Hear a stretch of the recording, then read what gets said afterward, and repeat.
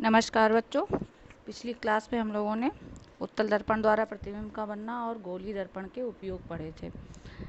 अब आज आपको हम गोलीय दर्पण द्वारा परावर्तन के लिए चिन्ह परिपाटी के बारे में बताएंगे, जिससे आप आंकिक प्रश्नों को आसानी से हल कर सकेंगे।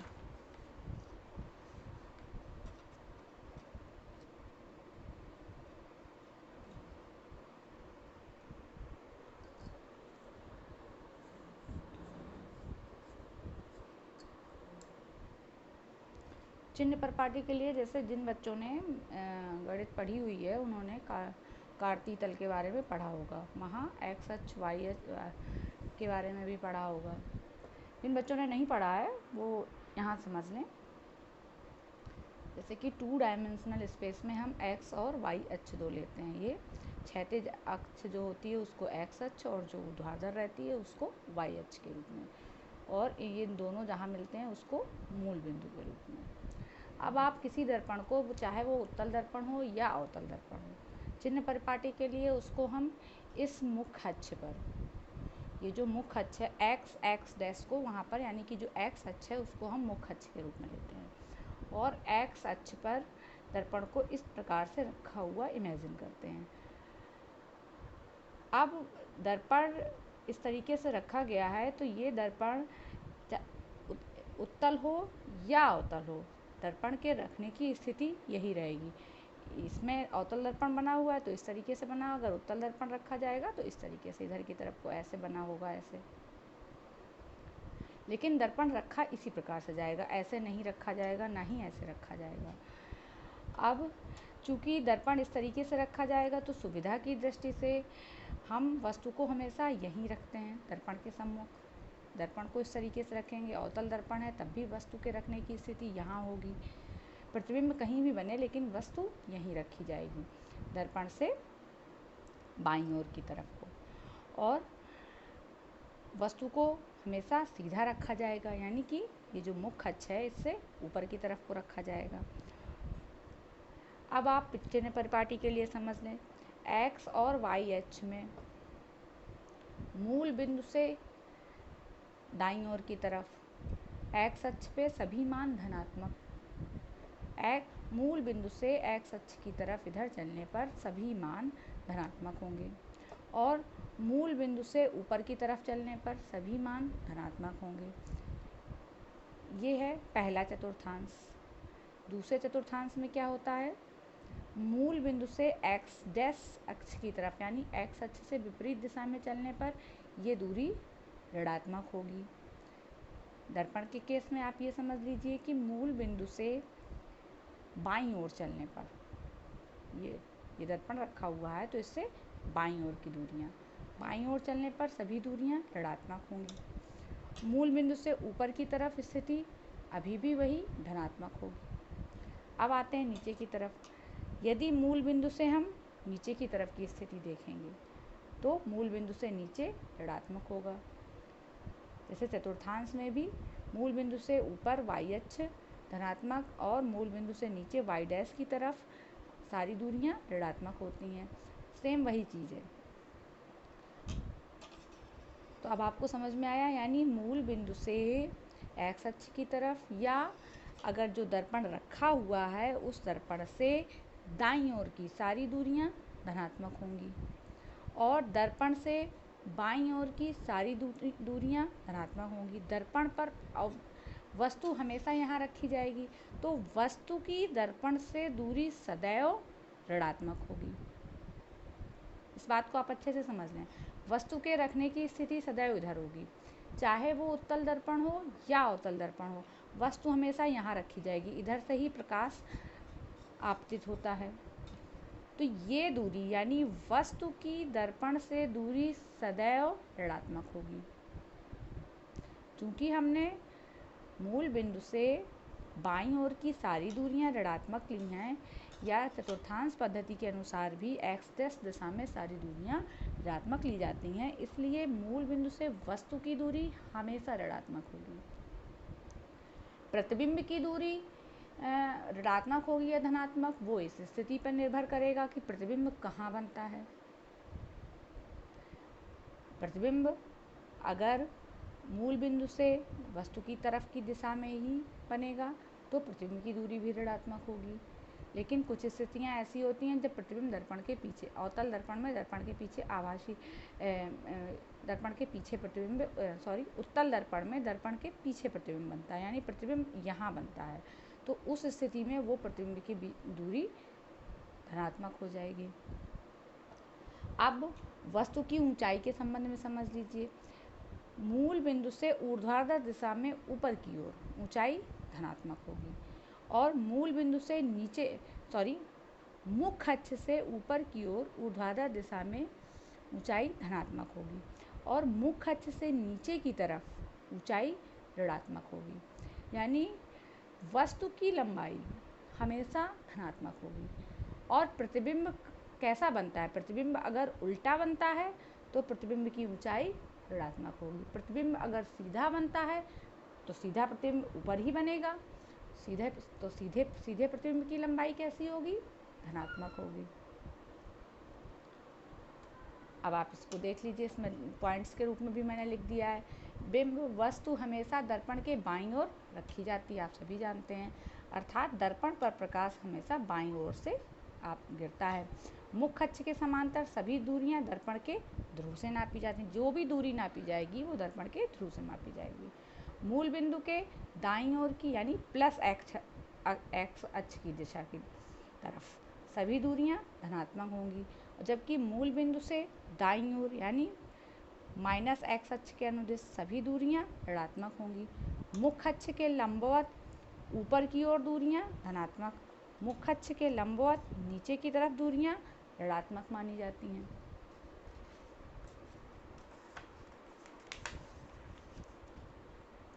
अब इसी से कुछ कंक्लूजन निकाले गए, जैसे कि बिंब की दूरी हमेशा ऋणात्मक होती है। बिंब यानी वस्तु हमेशा दर्पण के सम्मुख रखी जाएगी। अगर अवतल दर्पण है तो वो इस तरीके से सम्मुख रखी होगी, उत्तल दर्पण है तब भी वस्तु यहीं रखी जाएगी, तो ये दूरी हमेशा कैसी होगी? ऋणात्मक होगी। अवतल दर्पण की फोकस दूरी हमेशा ऋणात्मक, क्योंकि अवतल दर्पण की फोकस दूरी आप सभी जानते हैं, मुख्य अक्ष के समांतर प्रकाश किरणें जाएंगी, वो परावर्तन के पश्चात इस बिंदु से होकर जाएंगी, तो ये है अवतल दर्पण की फोकस दूरी। और ये चूंकि मुख्य अक्ष से बाईं ओर की तरफ है तो ये भी हमेशा कैसी होगी? ऋणात्मक होगी। उत्तल दर्पण की फोकस दूरी कहाँ है? मुख्य अक्ष से दाईं तरफ, तो ये कैसी होगी? धनात्मक, क्योंकि ये प्लस एक्स अक्ष की दिशा में है, इसलिए उत्तल दर्पण की फोकस दूरी हमेशा धनात्मक होगी। अब दर्पण से संबंधित कुछ सूत्र हैं। 1/v + 1/u = 1/f। v क्या है? जहाँ मूल बिंदु से या दर्पण के ध्रुव से प्रतिबिंब की दूरी। u क्या है? बिंब या वस्तु की दूरी। f क्या है? दर्पण की फोकस दूरी। एक और संबंध पहले मैंने आपको बताया हुआ है, फोकस दूरी बराबर वक्रता त्रिज्या बटे 2, तो f बराबर r बटे 2, जहाँ f दर्पण की फोकस दूरी है और r दर्पण की वक्रता त्रिज्या है। अब एक टर्म और आता है आवर्धन। वास्तव में आवर्धन है क्या? आवर्धन वस्तु की लंबाई, यानी जो वस्तु दर्पण के सम्मुख रखी जाती है वो और उसके द्वारा जो प्रतिबिंब बनता है उनकी लंबाइयों का अनुपात है। यानी कोई दर्पण किसी वस्तु का जो प्रतिबिंब बनाता है उन दोनों की ऊंचाइयों का या लंबाइयों का जो अनुपात है उसी को दर्पण का आवर्धन कहते हैं। विज्ञान की भाषा में समझ लीजिए, गोलीय दर्पण द्वारा उत्पन्न वह आपेक्षिक विस्तार है जिससे ज्ञात होता है कि कोई प्रतिबिंब बिंब की अपेक्षा कितने गुना आवर्धित है, मतलब कितने गुना बड़ा या कितने गुना छोटा है। इसे प्रतिबिंब की ऊंचाई तथा बिंब की ऊंचाई के अनुपात के रूप में व्यक्त किया जाता है। तो m होता है प्रतिबिंब की ऊंचाई बटे बिंब की ऊंचाई। अगर प्रतिबिंब की ऊंचाई h, इसको हम hi/ho से लिखते हैं। i का मतलब है इमेज, इसलिए hi इसको लिख दिया गया, और o का मतलब है ऑब्जेक्ट यानी वस्तु, इसलिए बिंब की ऊंचाई को हमने ho से लिख दिया। इसमें एक संबंध और होता है, m बराबर -v/u। v क्या है? प्रतिबिंब की वस्तु से दूरी, और u क्या है? प्रतिबिंब की दर्पण से दूरी, और u क्या है? वस्तु की, यानी वस्तु या बिंब की दर्पण से दूरी। तो इसमें फाइनली आपको एक संबंध मिला, m बराबर hi/ho = -v/u। यहाँ आपको एक बात याद रखनी है हमेशा, HO यानी बिंब की ऊंचाई हमेशा कैसी होगी, धनात्मक होगी। क्योंकि हम कभी भी प्रतिबिंब बनाने में हम कभी भी ऐसा अपनी सुविधा के लिए कभी ऐसा नहीं करेंगे कि वस्तु को हम मुख्य अक्ष के नीचे रखेंगे, ऐसा तो नहीं करते हैं कभी। हमेशा वस्तु इसी दिशा में सीधे ऐसे ही रखी जाएगी, ऐसा तो नहीं होगा कि ये यहाँ मुख्य अक्ष से नीचे की तरफ रखी जाएगी। इसलिए बिंब की ऊंचाई हमेशा कैसी होगी, धनात्मक होगी। इससे कुछ निष्कर्ष निकलते हैं, देखिए आप, यदि m का मान ऋणात्मक है, अब चूंकि HO हमेशा कैसा होगा, धनात्मक है, तो अगर m का मान ऋणात्मक आता है इसका मतलब है HI ऋणात्मक है, और HI ऋणात्मक है। इससे क्या पता चला आपको, यानी वस्तु की ऊंचाई, यानी जो वस्तु की ऊंचाई थी HO, प्रतिबिंब उससे विपरीत दिशा में बन रहा है। यानी वस्तु ऊपर की तरफ रखी है तो प्रतिबिंब नीचे की तरफ बन रहा है। प्रतिबिंब की ऊंचाई मुख्य अक्ष से नीचे की तरफ है, तभी HI का मान नेगेटिव होगा। इसको आप कुछ प्रतिबिंब की सहायता से अच्छे से समझ सकते हैं। जैसे आप ये देख लीजिए, ये वस्तु रखी हुई है और इसके द्वारा प्रतिबिंब ये बन रहा है।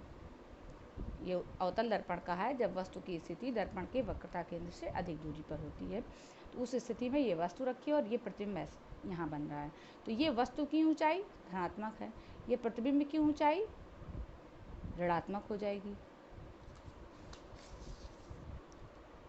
तो अब यहाँ से आप देखिए, यानी वस्तु की ऊंचाई धनात्मक, प्रतिबिंब की ऊंचाई ऋणात्मक, तो इसका मतलब क्या है, प्रतिबिंब कैसा है, वास्तविक है।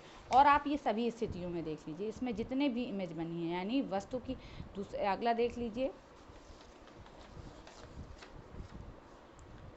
वस्तु वक्रता केंद्र पर जब रखी थी तब भी प्रतिबिंब की, ये देखिए वस्तु की ऊंचाई AB कैसी होगी, धनात्मक होगी, और यहाँ ये प्रतिबिंब की ऊंचाई कैसी होगी, ऋणात्मक। तो यहाँ भी m का मान क्या आएगा, ऋणात्मक, यहाँ भी m का मान ऋणात्मक आएगा, यहाँ भी m का मान ऋणात्मक आएगा, और दोनों में आप देख रहे हैं प्रतिबिंब कैसा बन रहा है, वास्तविक प्रतिबिंब है।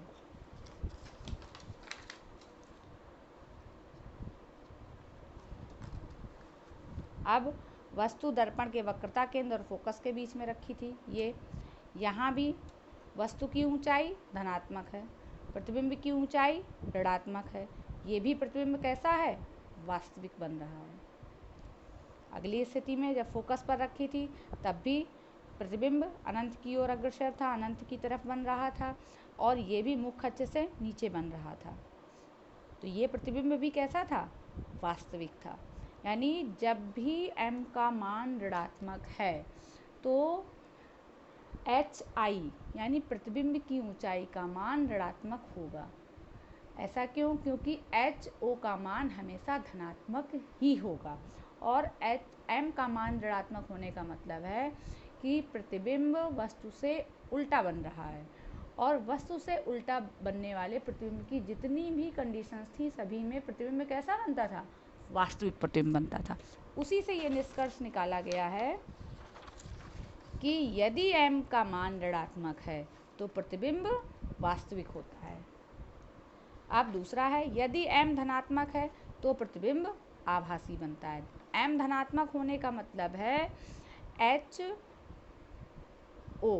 ये तो हमेशा धनात्मक है, HI भी धनात्मक है, यानी प्रतिबिंब कैसा बन रहा है, प्रतिबिंब भी सीधा बन रहा है, मुख्य अक्ष के ऊपर बन रहा है। अब अवतल दर्पण में एक स्थिति थी मुख्य अक्ष के ऊपर प्रतिबिंब बनने की, और उत्तल दर्पण में स्थिति है, उन दोनों से आप समझ लीजिए इसको। सबसे पहले आप अवतल दर्पण में देखिए, यहाँ ये प्रतिबिंब सीधा बनता था, और इस प्रतिबिंब के लिए m का मान धनात्मक होगा। क्यों, क्योंकि AB की ऊंचाई भी धनात्मक है, और A', B' ये भी ऊंचाई कैसी होगी, धनात्मक होगी। तो इसलिए इस केस में m का मान कैसा होगा, धनात्मक, यानी HI/HO जब हम करेंगे यहाँ तो m का मान धनात्मक आएगा।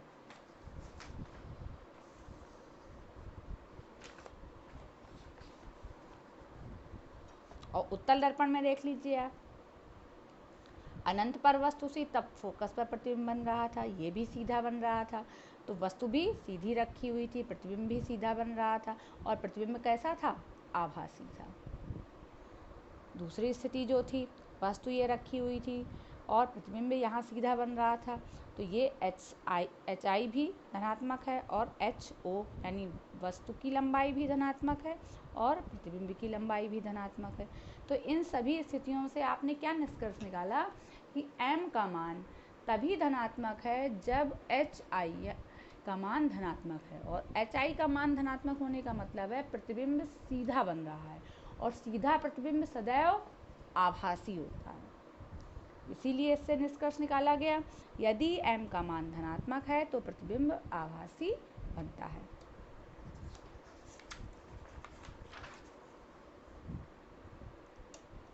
अगला है, यदि एच आई बराबर एच ओ तो m बराबर 1।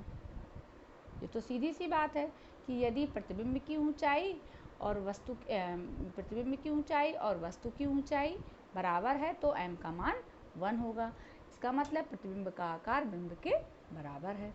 यदि एच आई बड़ा है एच ओ से, यानी जो प्रतिबिंब बन रहा है, प्रतिबिंब की ऊंचाई वस्तु की ऊंचाई से ज़्यादा है, तो m का मान कैसा होगा? ज़्यादा होगा, और इस स्थिति में प्रतिबिंब बिंब से बड़ा होगा। यदि H I less than H O, मतलब जो प्रतिबिंब बन रहा है वो वस्तु से छोटा है, तो जब प्रतिबिंब वस्तु से छोटा है तो m बराबर क्या है? एच आई अपान एच ओ। m का मान है एच आई अपान एच ओ, और यहाँ से जब एच आई छोटा होगा, एच ओ बड़ा होगा, तो m का मान क्या आएगा? ये सदैव 1 से कम आएगा, और प्रतिबिंब बिंब से छोटा होता है। समतल दर्पण द्वारा बनने वाले प्रतिबिंब के बारे में विचार कर लीजिए। इसमें क्या होता है? समतल दर्पण द्वारा जो प्रतिबिंब बनता है उसका आकार सदैव बिंब के बराबर होता है। आप सभी जानते हैं इसको भली प्रकार से। अर्थात इसमें एच आई बराबर एच ओ, यानी वस्तु की ऊंचाई वो बराबर होती है वस्तु की ऊंचाई प्रतिबिंब की ऊंचाई के बराबर होती है, तथा समतल दर्पण द्वारा बनने वाला प्रतिबिंब सदैव सीधा बनता है। हम उसको यानी मुख अक्ष सीधे से तात्पर्य है इसमें, मुख अक्ष से ऊपर बनता है, मुख अक्ष के नीचे नहीं बनता है। इसीलिए समतल दर्पण का आवर्धन सदैव +1 होता है, यानी एच आई अपान एच ओ। प्रतिबिंब सीधा बन रहा है, मुख अक्ष के ऊपर बन रहा है, तो एच आई का मान भी धनात्मक है और एच ओ का मान भी धनात्मक है, और चूंकि प्रतिबिंब का आकार वस्तु के आकार के बराबर है इसलिए m का मान 1। तो इसलिए समतल दर्पण के लिए m का मान क्या होगा? +1, यानी समतल दर्पण का आवर्धन सदैव +1 होता है। अब कुछ और निष्कर्ष हैं। यदि m का मान धनात्मक है, m का मान धनात्मक कब होगा? m बराबर है एच आई अपान एच ओ, तो ये मान धनात्मक कब होगा? एच ओ सदैव धनात्मक है और एच आई धनात्मक हो सकता है, ऋणात्मक हो सकता है, लेकिन ये क्या कह रहे हैं कि m का मान धनात्मक है, यानी एच आई का मान भी धनात्मक है। इससे तात्पर्य है कि प्रतिबिंब मुख अक्ष के ऊपर ही बन रहा है, और एक कंडीशन और होगी, m is less than 1। m less than 1 कब होगा? जब एच आई एच ओ से छोटा होगा, और एच आई एच ओ से छोटा होगा। ये स्थिति किस दर्पण में है? उत्तल दर्पण में। अभी आपने प्रतिबिंब में देखा कि एच आई एच ओ से छोटा है। ये स्थिति किस दर्पण में है? उत्तल दर्पण में, और धनात्मक भी है m का मान यहाँ पर, क्योंकि प्रतिबिंब ये भी सीधा बन रहा है। तो इसी से ये निष्कर्ष निकाल लिया गया कि यदि m का मान धनात्मक है और m 1 से छोटा है तो दर्पण कैसा है? उत्तल दर्पण है। अब दूसरी कंडीशन देख लीजिए, यदि m का मान धनात्मक है, मतलब एच ओ सदैव धनात्मक है, एच आई का मान भी धनात्मक है, यानी प्रतिबिंब मुख अक्ष के ऊपर ही बन रहा है, और m ग्रेटर देन 1, यानी लेकिन इसका मान 1 से ज़्यादा है। 1 से ज़्यादा का मतलब है प्रतिबिंब की ऊंचाई अधिक है वस्तु की ऊंचाई से, तो ये किस दर्पण में है? अवतल दर्पण में। अवतल दर्पण में एक स्थिति थी जब वस्तु फोकस और ध्रुव के बीच में रखी हुई थी, तो उस स्थिति में वस्तु का प्रतिबिंब सीधा, आभासी और बड़ा बनता है। ये स्थिति है जब वस्तु फोकस और ध्रुव के बीच रखी हुई थी, तो इस स्थिति में वस्तु का प्रतिबिंब सीधा, आभासी और बड़ा बनता है। यानी अगर m का मान धनात्मक है और m 1 से बड़ा भी है तो दर्पण अवतल है। बाकी जितनी भी स्थितियाँ आपको सिर्फ एक अच्छे से याद रखना है कि यदि m का मान धनात्मक है और m 1 से छोटा है तो दर्पण उत्तल है, और यदि m का मान धनात्मक है और m 1 से बड़ा है तब दर्पण अवतल है, और यदि m का मान ऋणात्मक है तो दर्पण हमेशा कैसा होगा? अवतल होगा, क्योंकि उत्तल दर्पण कोई भी वास्तविक और उल्टा प्रतिबिंब नहीं बनाता है। उत्तल दर्पण हमेशा आभासी और सीधा प्रतिबिंब ही बनाता है, और m का मान धनात्मक तभी होगा जब प्रतिबिंब सीधा होगा। तो इसलिए अगर m का मान ऋणात्मक है तो दर्पण सदैव अवतल होगा। धन्यवाद। आज की क्लास के लिए इतना ही। आप लोग इसको नोट करेंगे और अच्छे से रिवाइज करेंगे। अगली क्लास में हम इससे संबंधित आंकिक प्रश्न आपको बताएंगे।